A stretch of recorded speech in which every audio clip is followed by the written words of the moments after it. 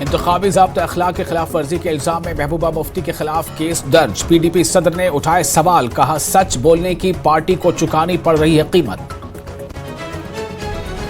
Baramulla police ने जमानत पर रिहा लश्कर तैयबा के दहशतगर्दों के 52 पर नस्ब की GPS ट्रैकिंग, नक्ल हरकत पर रखी जाएगी नजर। कुपवाड़ा के करना में खातून का मुबैना तौर पर कत्ल, रिश्तेदारों ने शौहर पर लगाया कत्ल का इल्जाम, पुलिस ने किया मुकदमा दर्ज, मुलजिम गिरफ्तार, तहकीकात जारी।